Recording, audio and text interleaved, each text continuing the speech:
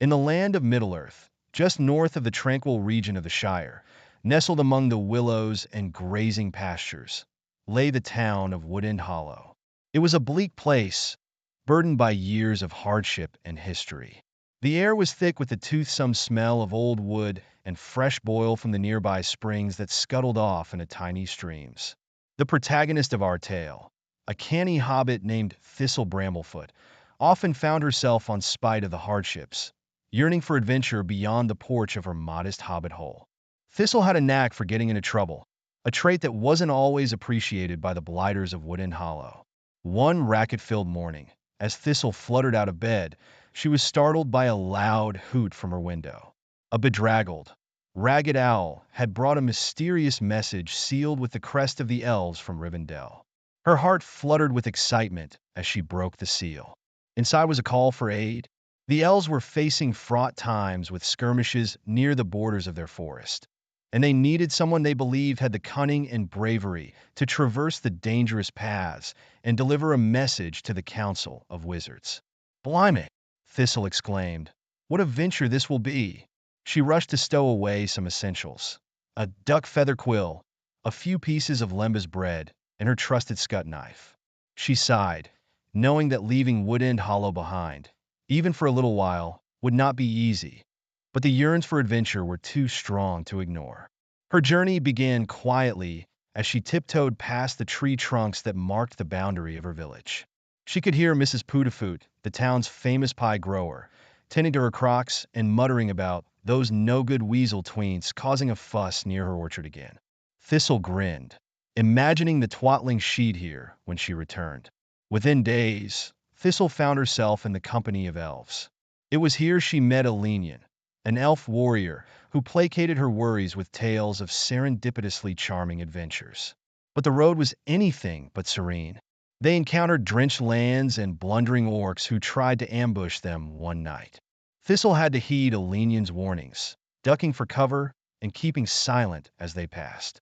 During one particularly fraught night, as they sought refuge in an old elf outpost half in rags and half standing, Thistle found herself gasping at the sight of an ancient map, bloated with legends and paths only whispered about in her village.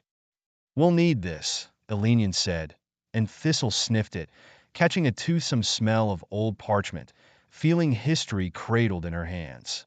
The days mingled into weeks as their party traversed treacherous grounds, with Thistle often having to lift the spirits of her new friends with hoot-filled laughter and blundering tales from Woodend Hollow. Things took a dire turn when they reached the Misty Mountains.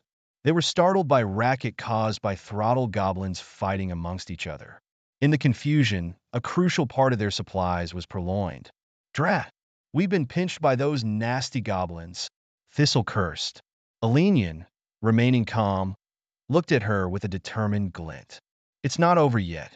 We still have each other, and you, Thistle, have something they don't: cleverness."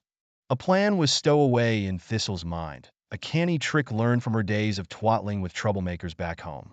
By serendipitous chance, she found an old barrel that had been left behind by past travelers. With a bit of rock and wood, she constructed a blundering disguise that both masked their movements and led them right into the goblin's lair.